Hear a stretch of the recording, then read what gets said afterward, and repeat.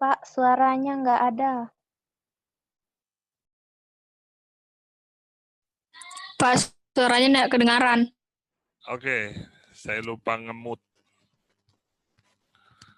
Baik, kemarin kita materi shock itu menyisakan beberapa slide ya. Kemarin kita untuk menentukan tingkat kesadaran, itu ada beberapa istilah yang dipakai, kompos mentis, apatis, somnolen, delirium, stupor, dan koma ya. Nah, kemudian ada lagi pengukuran skala kesadaran dengan skala Glasgow ya. Yang indikatornya ada membuka mata, bersuara, dan motorik. Ya. Nah, kompos mentis, apatis, somnolen, delirium, stupor, koma itu istilah lain.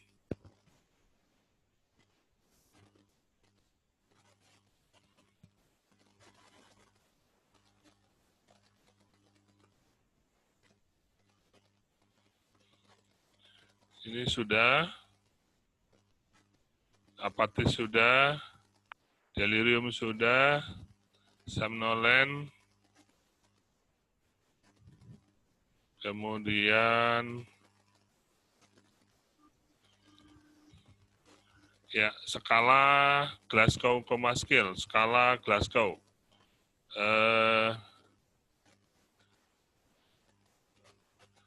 Kemarin mengukur tingkat kesadaran dengan 3 skala, mata, verbal, motorik. Dimulai dari skala tertinggi itu 4, 3, 2, 1. Jadi kalau bisa membuka mata spontan itu 4, kalau enggak bisa buka sama sekali meskipun dikasih rangsangan nyeri itu 1. Kalau verbal, orientasinya baik, bisa tahu tempat, bisa memberitahu nama, tempat, dan lain-lain. Hanya mengeluarkan suara itu 2, tidak dapat bersuara itu 1. Kemudian yang motorik bisa menuruti perintah kita itu 6. Kalau hanya bisa menjauhi rangsang nyeri, misalkan kita cubit, dia menolak menjauhkan badannya, itu 3. Kemudian kalau ekstensi, dengan melepaskan rangsang nyeri dengan gerakan menjauhi tubuhnya, itu 2. Tidak ada gerakan sama sekali, itu 1. Jadi,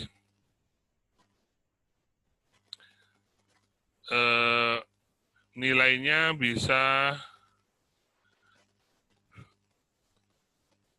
EVM. E-nya berapa? mata berapa? 4K, 3K, 2K, 1.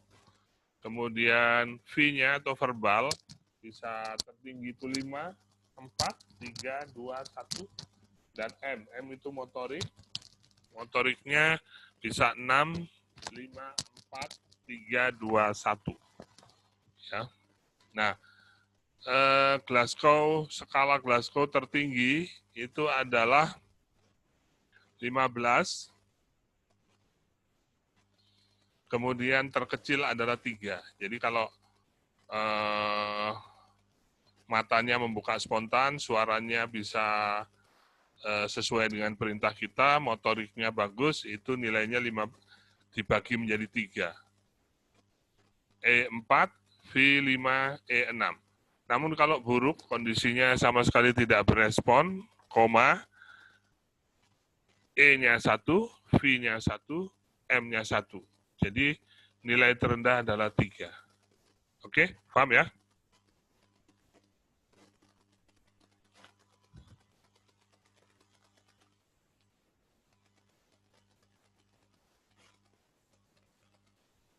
Ya, seperti ini.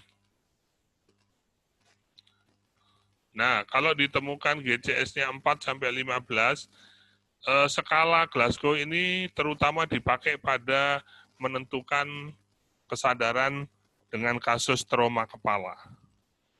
Jika GCS-nya 14-15, itu cedera kepala ringan. GCS-nya 9-13, cedera kepala sedang.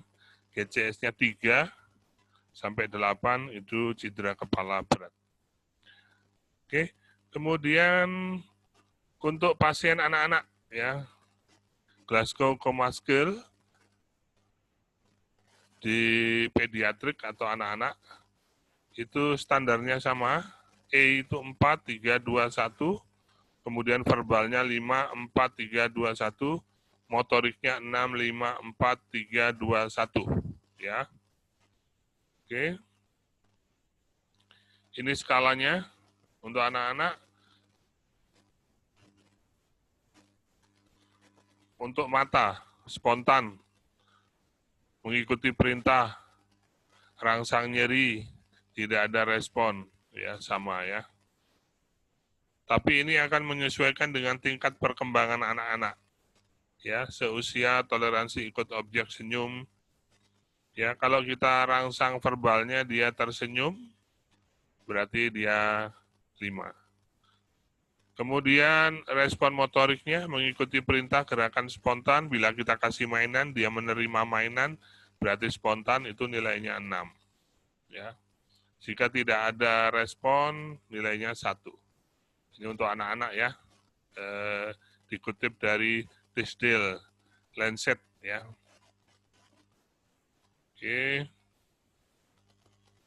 Oke. Nah, kemudian ada metode yang kedua, yaitu metode AVPU. AVPU ini, kalau dia dalam keadaan orientasi baik, itu kesadarannya A atau alert. Ya. Kemudian berespon dengan kata-kata, itu verbal. Hanya kalau dia berespon jika dikasih rangsangan nyeri, misalkan ditekan atau dicubit, itu pain. Ya. Nah, kalau dia tidak berespon sama sekali, itu U atau unresponsive.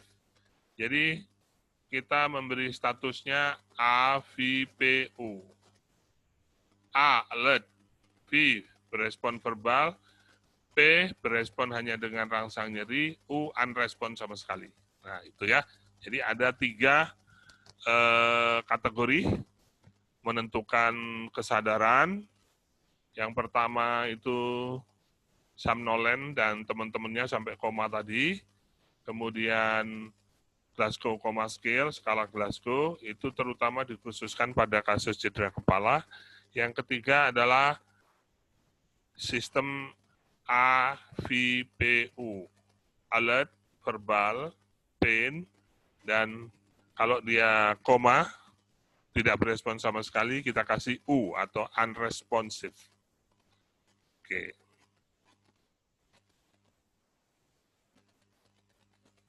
Ya, untuk kesadaran sampai di situ. Berikutnya kita masuk ke materi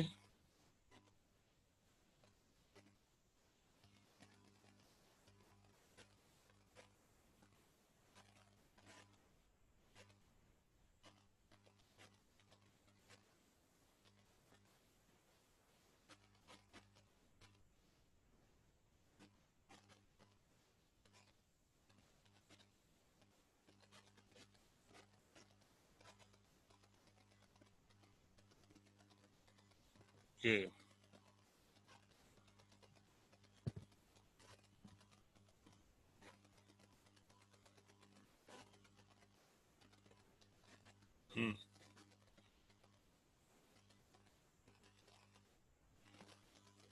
Oke, kita lanjutkan dengan materi perdarahan dan patah tulang.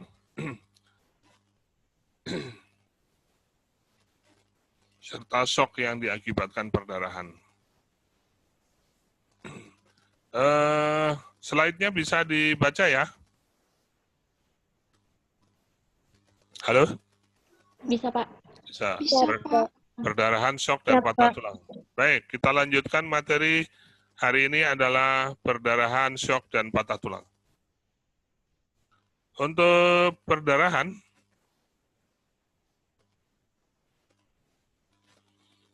Oke, kenapa bisa terjadi perdarahan? Apa itu perdarahan? Perdarahan ya keluarnya sejumlah darah dari pembuluh darah. Ini bisa keluar dari pembuluh darah tapi masih di dalam tubuh, ya. Atau keluarnya partikel darah, material darah keluar pembuluh darah. Itu pada kasus demam berdarah, ya. Kemudian muncul di kulit dalam bentuk bintik-bintik merah, atau benar-benar keluar dari tubuh, ya, benar-benar keluar dari tubuh karena kasus perlukaan, ya. Terlukanya kulit atau jaringan tubuh menyebabkan terlukanya juga jaringan pembuluh darah sehingga darah keluar secara pasif maupun aktif. Kalau pasif berarti merembes, kalau aktif itu menyembur. Ciri-ciri kalau dia menyembur itu berarti keluarnya dari arteri. Kalau dia pasif, ya hanya merembes, itu biasanya yang terluka adalah vena.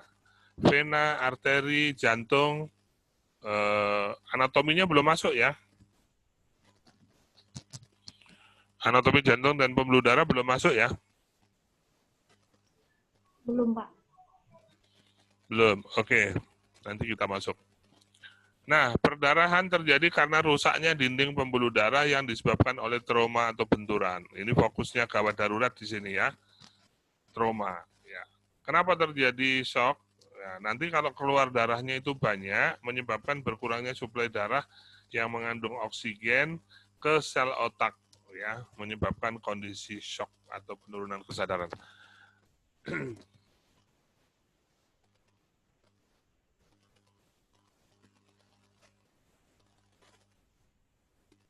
Oke, tubuh memiliki sistem peredaran darah itu secara tertutup ya.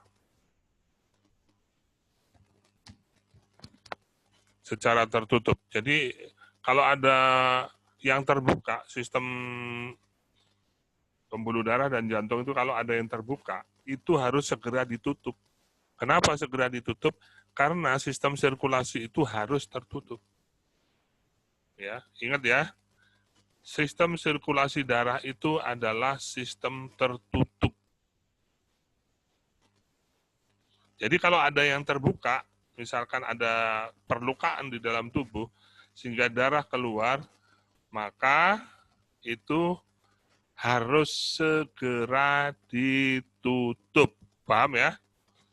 Karena sistemnya tertutup. Kalau terbuka oleh karena trauma atau perlukaan, oleh pisau atau arit, oleh parang, ya, melukai tubuh, maka akan terbuka. Terbuka berarti ada aliran darah yang keluar. Karena sistemnya tertutup, harus segera ditutup. Itu kuncinya ya. Segera ditutup. Bagaimana caranya? Nanti ada sistem menutup ya sementara ya dengan istilahnya itu dep.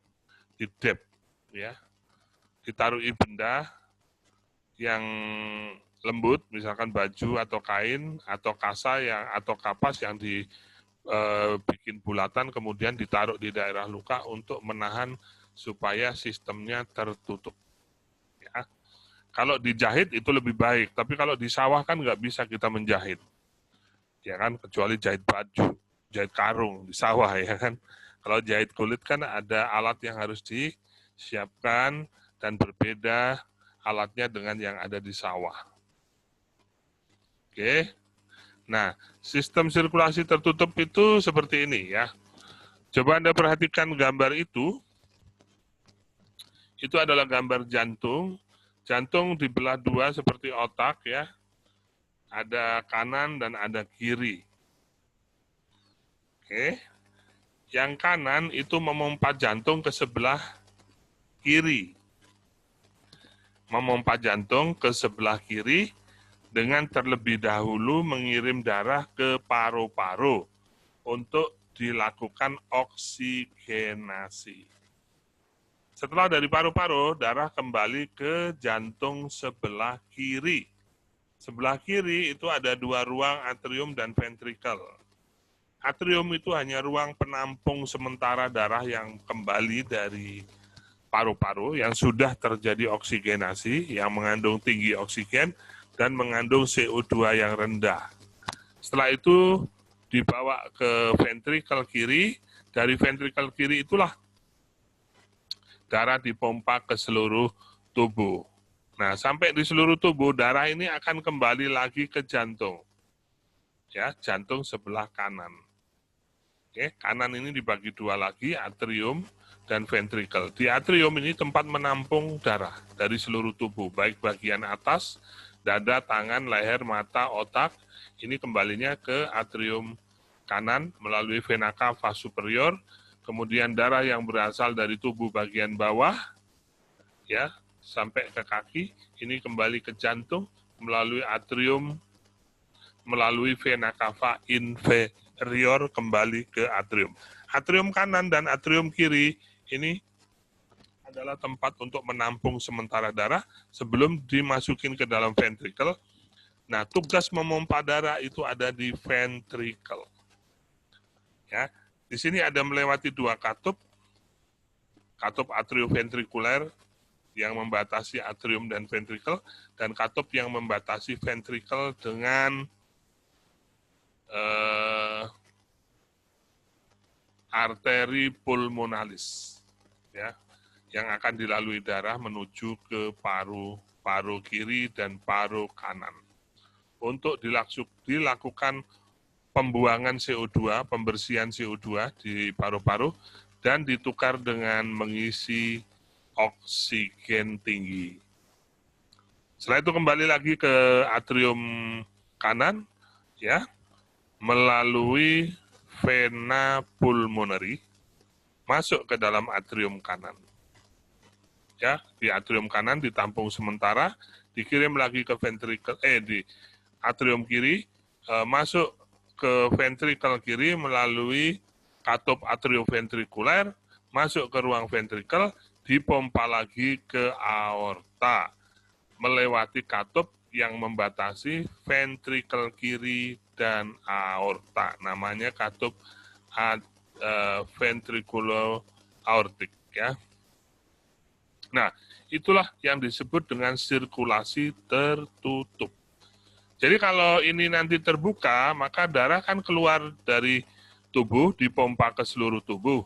Kalau ada yang bocor, harusnya kan darah kembali lagi ke jantung sebelah kanan, ya, melalui vena cava superior tadi, dan melalui vena cava inferior. Jika terjadi perlukaan di tubuh, misalkan di kepala, luka, bocor, maka darah tidak cukup untuk kembali lagi ke jantung. Akan ada darah yang hilang. Nah, darah yang hilang ini membuat jantung akan bermasalah. Ya kan, harusnya dia memompa, tidak bisa memompa. Kenapa tidak bisa memompa? Volumenya tidak cukup karena ada yang hilang. Makanya disebut dengan shock hypovolemic. Nah, bisa ditangkap ya. Karena ada jumlah darah yang hilang saat terjadi perdarahan di kepala atau di kaki, maka jumlah darah yang kembali ke jantung sebelah kanan atau atrium, selanjutnya akan dipompa di ventrikel kanan ke paru-paru menjadi tidak cukup, volumenya tidak cukup. Begitu juga kejadiannya kalau menimpa orang yang diare, ya. Banyak cairan yang keluar, maka volumenya menjadi rendah, tidak cukup. Disebut dengan shock hypovolemi. Jadi begitu dikirim lagi ke otak, jumlahnya sedikit. Namanya hipovolemi, kekurangan volume. Paham ya? Oke, itulah kenapa disebut sirkulasi tertutup. Jadi kalau ada yang terbuka perdarahan di tangan, di kaki, dimanapun, harus segera ditutup. Itu yang harus dicatat. Yuk. Nah, ini adalah komponen darah yang harus dipertahankan di dalam pembuluh darah, karena sistemnya tertutup. Kalau terbuka seperti ini, maka dia keluar. Contoh seperti ini. Ini adalah pembuluh darah yang putus, ya, karena trauma, karena luka.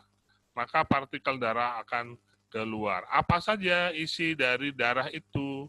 Yang pertama adalah leukosit, sel darah putih. Yang kedua adalah trombosit, atau platelet. Ya, yang biru-biru ini. Kemudian sel darah merah sendiri atau eritrosit, ya, ini merah-merah kepeng seperti bonbon.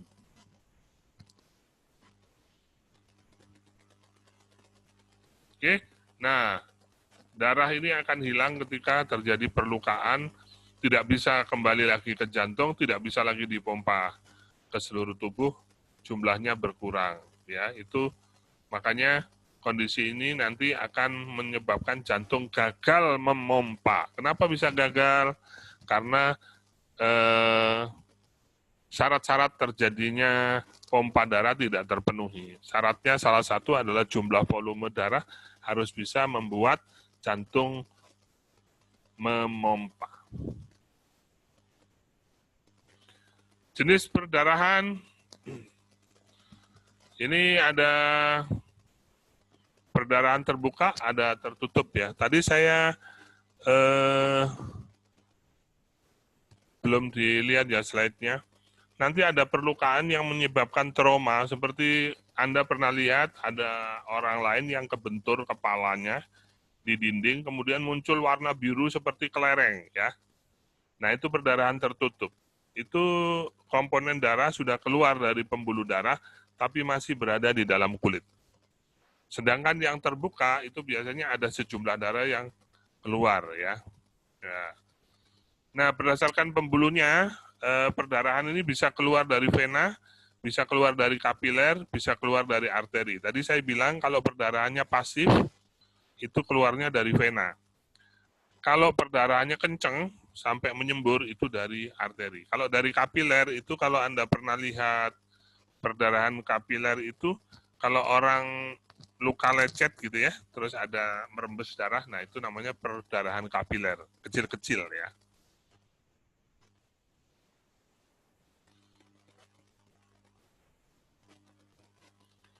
Ya, jenis-jenis luka bisa lecet, luka sayat atau luka iris. Nah, ini pada perempuan nih, Anda sering masak kan? Potong-potong bawang merah ya. Kemudian terkena pisau, itu namanya luka sayat atau luka iris. Ya. Yang rasa sakitnya itu mirip ketika kita putusin pacar ya, seperti tersayat-sayat gitu. Siapa yang pernah merasakan? Ya, kemudian luka robek. Ini luka robek ini akibat tarikan ya.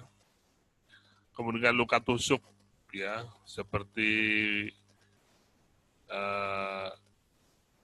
ketika diselingkuhi pacar ya, itu seperti tertusuk-tusuk duri. Ya. Kemudian avulsi, luka sobek. Kemudian amputasi, luka putus ya, tangan, kaki, telinga, hidung, ya. Kemudian apa ya? Kejadian seperti terkena gergaji, putus, ya. Sering terjadi kasus pada pekerja yang mensinso kayu, terkena gergaji senso itu putus, ya. Itu namanya luka amputasi. Ingat ya, semua kejadian yang mengakibatkan luka itu karena Anda harus tanamkan di dalam otak Anda bahwa sirkulasi darah di tubuh manusia adalah sirkulasi tertutup. Maka apapun jenis lukanya harus segera ditutup, termasuk amputasi. Harus segera ditutup. Bagaimana caranya? Nanti kita bahas berikutnya ya. Nah, ini ada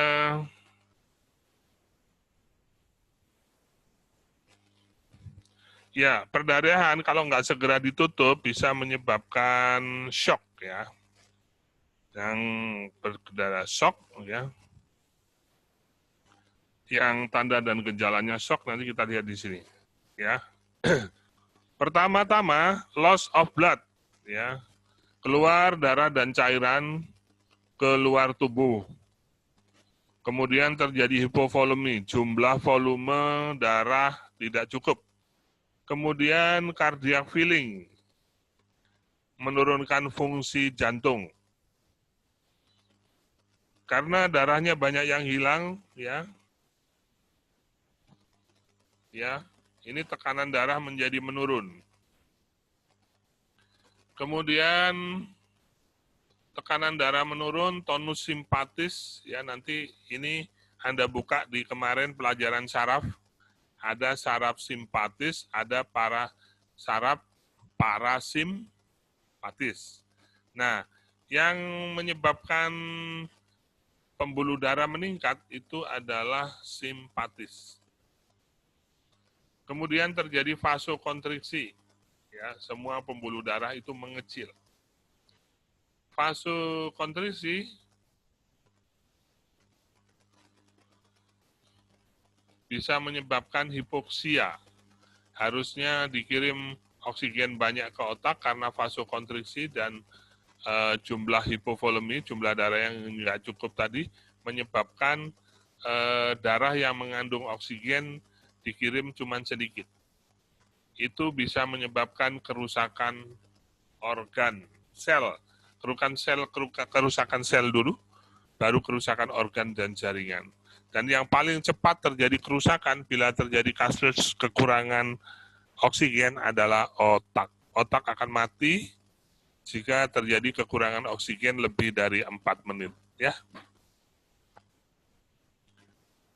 Nah, kemudian kondisi tonus otot, ya, terjadi kasus vasokonstriksi tadi, menyebabkan kulit menjadi dingin dan pucat. Nah, jadi kalau gitu tanda-tanda terjadinya shock hipovolemi itu apa, Pak? Tandanya adalah kulit teraba, pucat, dan dingin, terutama di bagian akral, ya, di bagian yang jauh dari tubuh. Ujung tangan, ujung kaki, kemudian di telinga, ya itu akan dingin duluan. Apalagi ya heart rate-nya meningkat dulu pertamanya heart rate-nya meningkat itu tujuannya adalah melakukan kompensasi fisiologi tubuh. Nanti kalau lama-lama gagal menjadi heart rate-nya menurun, ya bisa terjadi menurun sampai terjadi hentinya jantung, gitu. Ya, kemudian hipoksia atau kekurangan oksigen di dalam darah akan merusak organ. Nah, kalau yang rusak adalah otak, apabila otak kekurangan oksigen, maka orangnya akan gelisah. Yang kemarin kita bilang keadaannya bisa menjadi sangat gelisah. Awal-awal orang sebelum jatuh pada kondisi koma. Gelisah sekali. Nah, pertolongannya adalah dengan memberikan oksigen tinggi sampai dengan 9 sampai 10 liter, ya, kenceng. Dan itu tidak bisa dilakukan dengan menggunakan nasal kanul, tapi harus dilakukan dengan bantuan face, ya, face atau sungkup. Seperti kemarin kita bicara pada materi konsep dasar kegawatan. Oke. Selanjutnya adalah patah tulang. Patah tulang. Patah tulang adalah merupakan kondisi terputusnya kontinuitas jaringan tulang. Gejala patah tulang bisa terjadi perubahan bentuk, harusnya lurus menjadi bengkok, ya. Keluhan nyeri, kemudian frigid, kaku di sekitar otot yang patah tulangnya. Nah, keadaan kaku inilah yang menyebabkan tarikan sehingga ketika seseorang itu patah tulang itu dilakukan retraksi atau tarikan balik. Ya. Nanti Anda akan lihat di ruang cempaka itu ada orang yang kalau kakinya patah itu dikasih bandul, ya dikasih bandul untuk ditarik kembali. Terdengar suara tambahan seperti berderik pada daerah patah tulang. Makanya harus diimobilisasi, dipasang spalek. Terjadi pembengkakan, ya, udem, memar, bengkak, ya, panas, hangat, ya, terjadi perdarahan. Apabila dia tertutup, maka daerah sekitar fraktur akan membesar dan hangat, ya. Tanda-tanda nyeri itu ada kolor, dolor, ya, ada memerah, ya, kemudian ada panas, dan ada nyeri. Ya, selanjutnya, oke. Ini ada sedikit gambaran tentang tulang, ya. Fraktur bisa mengenai tulang belakang, bisa mengenai kepala, tulang-tulang kosta yang melindungi paru-paru di dada, kemudian tulang panggul, ya, bisa mengenai skapula, bisa mengenai tulang-tulang panjang, bisa mengenai tulang-tulang kecil, bisa mengenai persendian, dan macam-macam, ya. Seperti ini kejadiannya kalau mengenai tulang panjang. Kalau bentuk patahannya seperti ini namanya transverse, kalau bentuknya retakan di tengah begini namanya linear, kalau bentuknya seperti ini namanya oblique, kalau patahnya begini namanya displace, ya, pindah tempat, kalau patahannya melingkar namanya spiral, kalau patahannya di tepinya saja itu namanya green stick, kalau remuk di tengah-tengah namanya comminute. Jenis patah tulang terbagi dua, terbuka dan tertutup. Kalau patah tulang terbuka, bagian tulang yang patah berhubungan dengan udara luar. Kalau tertutup, ya tidak berhubungan dengan udara luar, gitu aja, ya. Kalau terbuka, itu berisiko akan infeksi karena berhubungan dengan udara di luar. Kalau tertutup, ini tidak berhubungan dengan dunia luar, tapi risikonya bisa menyumbat atau bekuan darah dan gumpalan lemaknya bisa masuk ke pembuluh darah, lalu masuk ke jantung, lalu bisa menjadi penyebab tersumbatnya pembuluh darah koroneri atau di otak, ya, dan itu juga bisa menyebabkan kematian yang silent. Ya, ini gambar fraktur tertutup. Fraktur tertutup adanya patahan tulang namun masih terbungkus oleh jaringan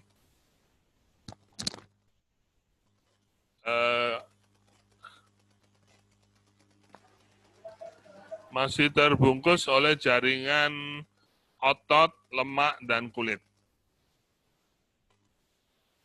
Tapi kejadian ini sudah merusak pembuluh darah sehingga terjadi peningkatan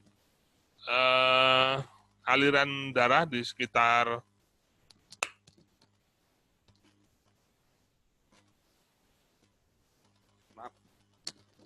ada hewan kecil.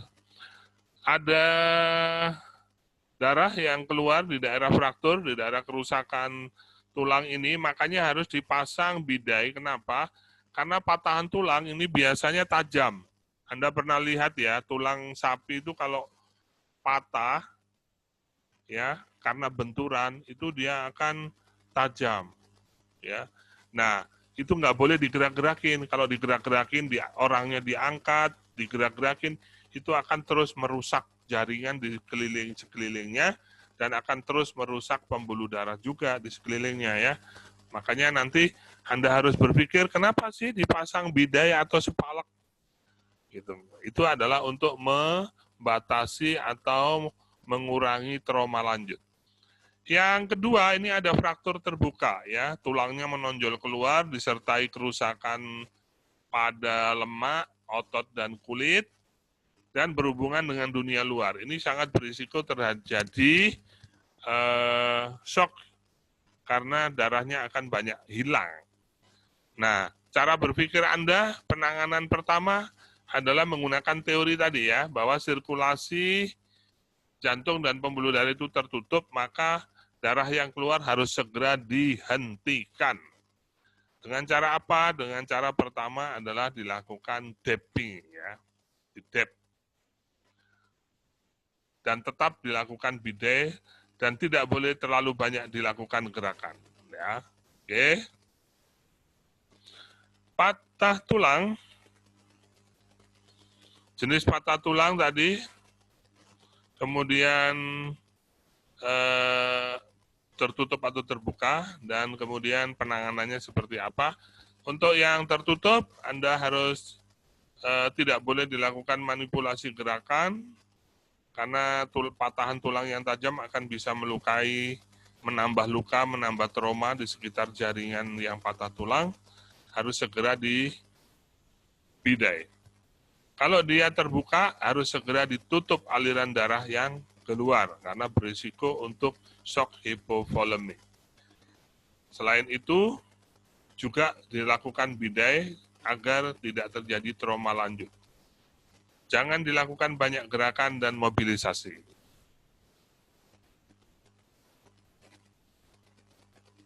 Penanganan, ya, dilakukan diagnosa dulu, penilaian dulu, asesmen, dikaji, ya, daerah yang fraktur, periksa fisiknya, stabilkan bagian yang cedera, atasi perdarahan, ya, siapkan alat seperlunya, bidai, mitela, dan lain-lain, posisikan penderita pada posisi yang nyaman, lakukan pembidaian segera sesuai dengan tipe cederanya, terus baru dimobilisasi, dibawa ke fasilitas kesehatan. Nah, ini contoh-contoh, ya, bidai untuk menyokong lengan yang cedera atau patah, ya. Nah, ini bentuk-bentuk yang bisa kita lakukan, ya. Ini cara membidainya kalau di kaki. Kemudian orangnya juga ditempatkan dengan longboard. Contoh-contoh, ya.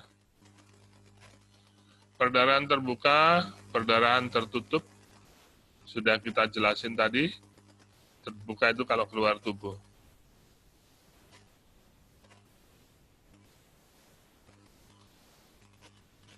Oke, kasa steril, latek, antiseptik, perban gulung, pembalut perekat ini diperlukan saat kita menutup luka. Sebisa mungkin steril, kalau nggak ada yang steril minimal bersih, ya.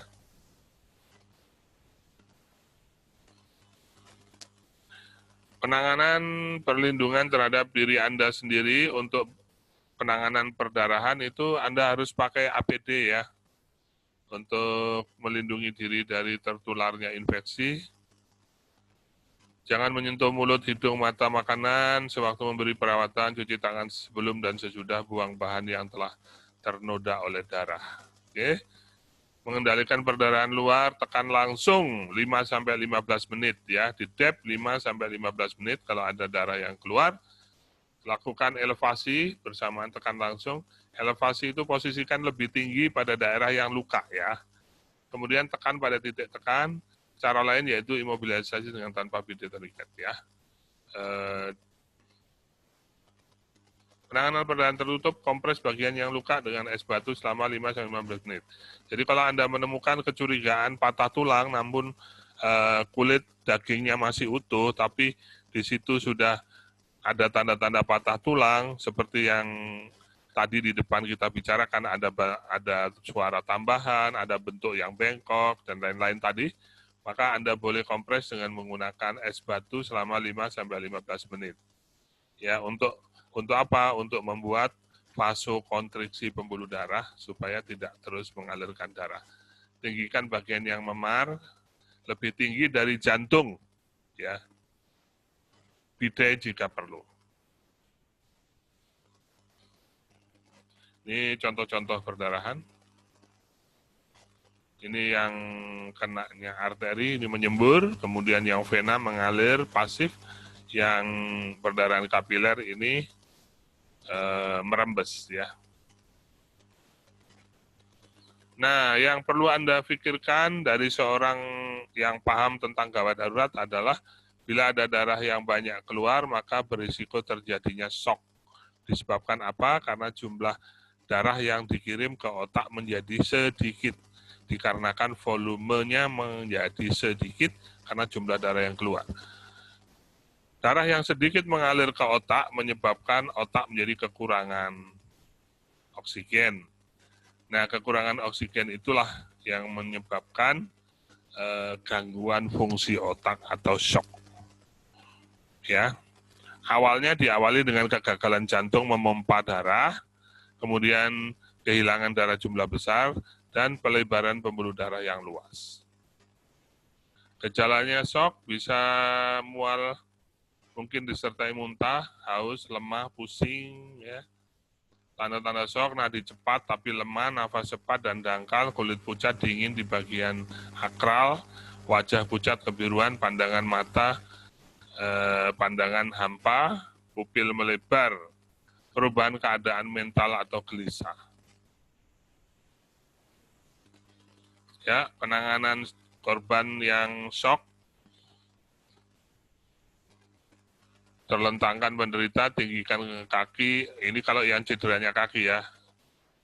Oke, pokoknya yang terluka tinggikan lebih tinggi dari jantung. Jaga jalan nafas, siap-siap melakukan BHD, bantuan hidup jika henti jantung, henti nafas. Kendalikan pendarahan yang terjadi dengan DEP, ya, tutup luka 5-15 menit. Jaga suhu tubuh seperti dengan menyelimuti penderita, kenapa? Karena akan ada keluhan dingin di bagian yang jauh dari jantung.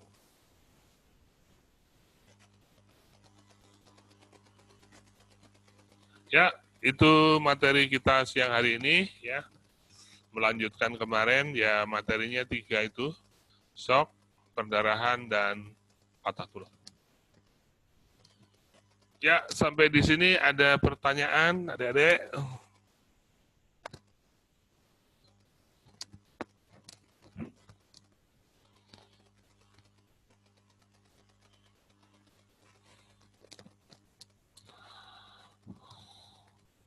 Paham dengan yang saya jelaskan?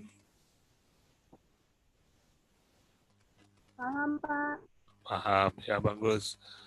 Kalau paham, biasanya ada pertanyaan. Kalau nggak ada, Shock itu bisa ya. menyebabkan, saya Pak, Meti Suryanti. Ya, Shock itu bisa silakan. menyebabkan Meti. jantungan nggak? Halo? Ya, diulang. Shock itu bisa menyebabkan jantungan tidak?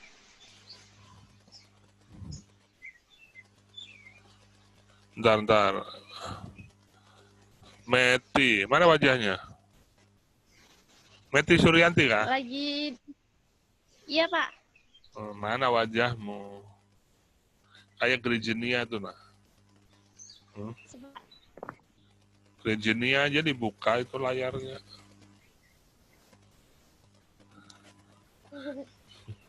Kamu di mana, Meti? Jangan-jangan sambil cucian ya?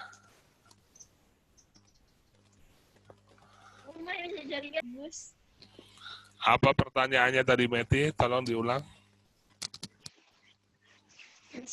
Kalau shock itu bisa menyebabkan jantungan tidak? Jantungan itu sebuah istilah orang awam ya. Maksudnya penyakit jantung ya? Jantungan dengan penyakit jantung itu beda. Oh, begitu ya? Iya, kalau istilah jantungan itu suka kagetan. Itu namanya jantungan.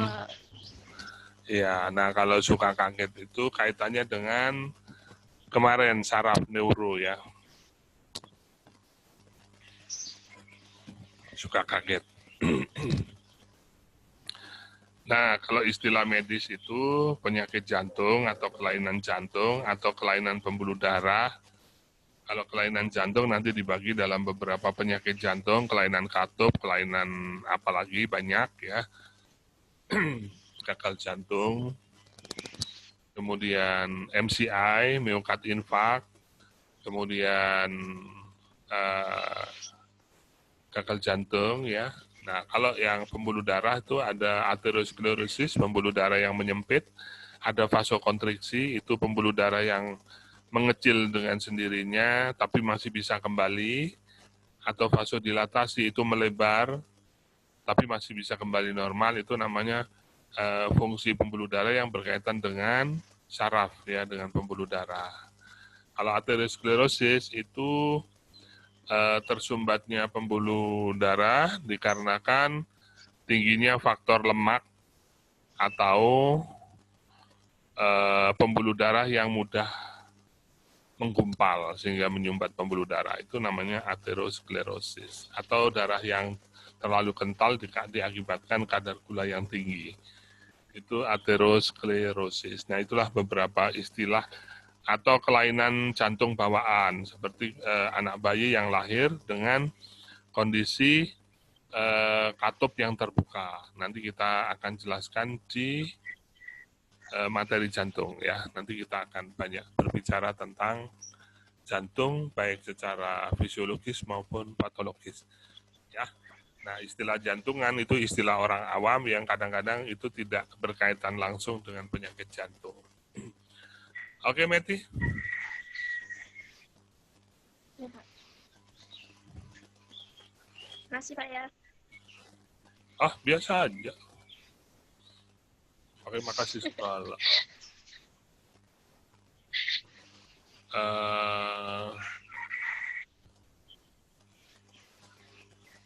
Ini absen wajah dulu, tolong dibuka nih wajahnya. Absen wajah.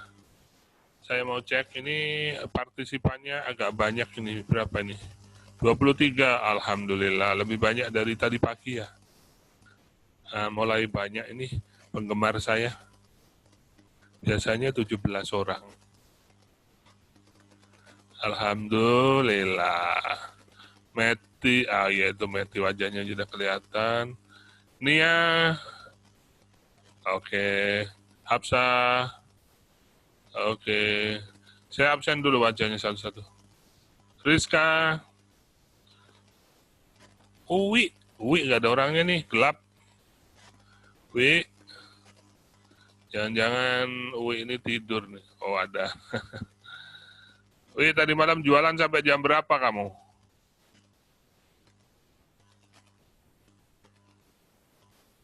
Mana Wi, nggak ada suaranya, bisu. Wi.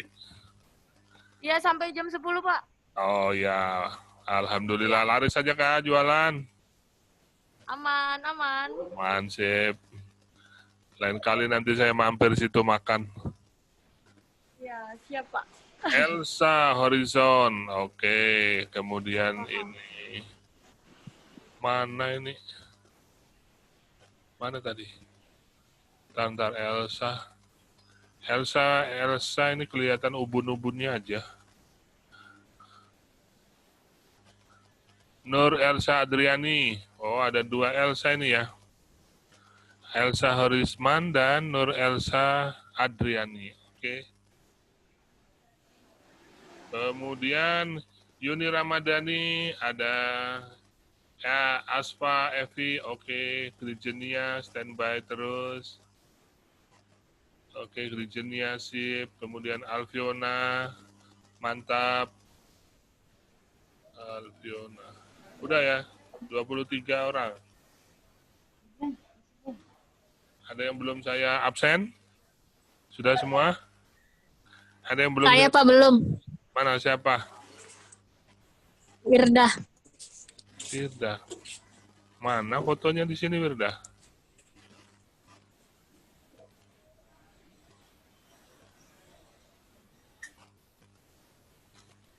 Mana gambarnya Wirda?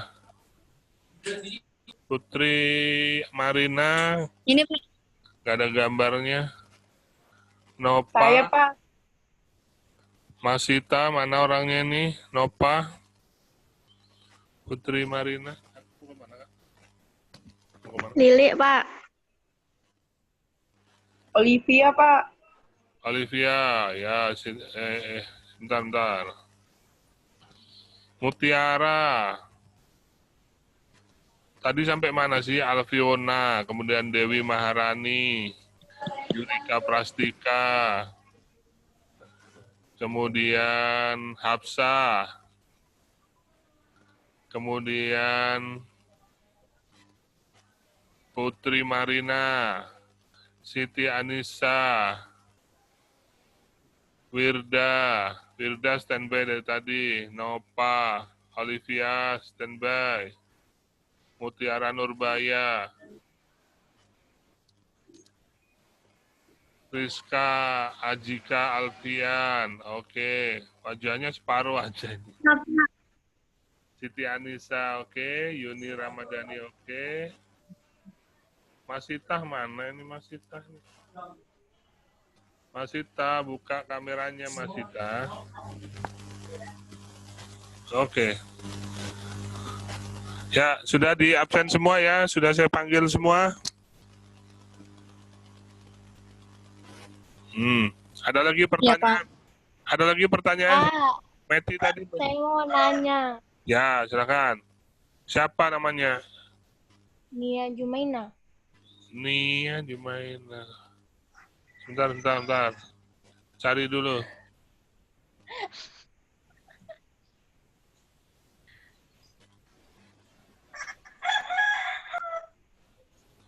Tuh ada ayam bekokok. Ya, Nia Jumaina ini ada ketawa nih. Mana mukamu tuh nggak kelihatan gitu kok. Kalau di luar nggak kedengaran suaranya Pak, lagi hujan. Oh lagi hujan, jadi di dalam. Kamu lagi kasih makan ayam kah?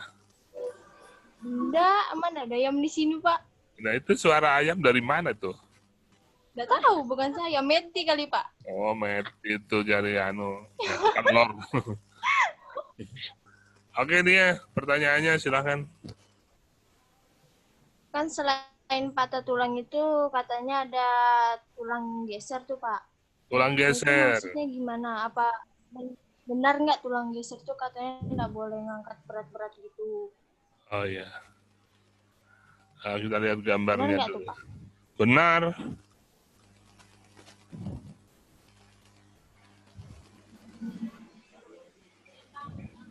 Nah kalau mana tadi? Nah kalau patah tulang kan kayak gini kalau kayak ini kalau patah tulang kan. Nah ada juga yang patahnya itu di sini di sini. Nah kalau yang dimaksud geser itu perpindahan posisi sendi. Kan ada kayak gini nih, ada rumahnya. Nah, ada sendinya yang di sini kan. Ini kan diikat oleh ligamen. Jadi sendi-sendi ini menempel diikat oleh tali-tali yang kuat, namanya ligamen. Nah, ligamen yang sudah rusak, itu membuat sendinya itu bisa bergeser oleh karena trauma, ya. Karena sendinya mudah bergeser, karena pengikatnya atau ligamennya lemah, maka memang nggak boleh ngangkat berat-berat, ya. Bukan ngangkat aja, tapi nggak boleh diberi beban. Tidak boleh diberi beban terlalu berat, ya. Nanti tambah geser karena ligamen yang mengikat dua sendi itu sudah kendor atau rusak, ya. Dan itu sering sekali menerpa para atlet. Atlet kalau sudah sendinya bergeser karena trauma atau karena perubahan struktur sendi dikarenakan ligamen yang rusak, itu biasanya berulang dan dia harus pensiun dari atlet, terutama atlet bola gitu yang memang membutuhkan speed, yang kekuatan power yang tinggi, ya. Begitu nih ya. Ada lagi yang belum jelas nih ya? Udah jelas Pak, makasih Bapak. Iya. Oke. Ada lagi yang mau tanya? Meti masih ada pertanyaan? Dada, cukup? Elsa, cukup? Nur Elsa, cukup? Cukup, Ya. Pak. Biasanya Alfiona nih nanya, hari ini dia ngantuk kayaknya itu, matanya kelihatan sipit.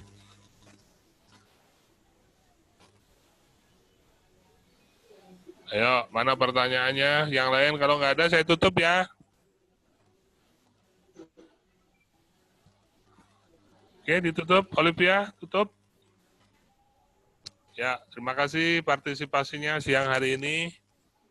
Boleh pertanyaannya nanti ditanyakan pada pertemuan yang akan datang ya. Nanti pertemuan yang akan datang kita membahas kalau terjadi shock terjadi shock, kondisi terjadi koma, penurunan kesadaran, maka kita harus menolong dengan bantuan terjadi henti nafas, henti jantung, penurunan kesadaran, maka kita akan tolong dengan bantuan hidup dasar, yaitu menyelamatkan alat organ vitalnya, jantung dan paru-paru.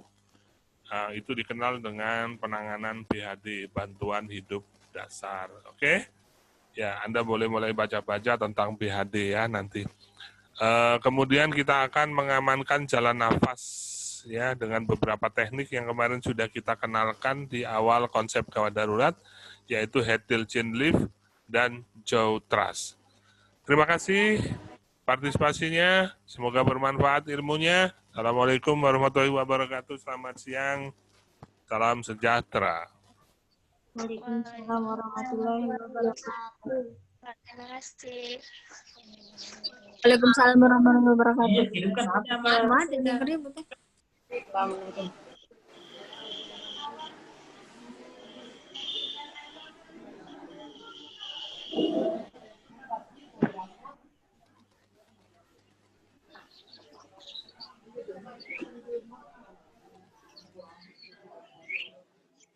Hai. Aku duluan ya.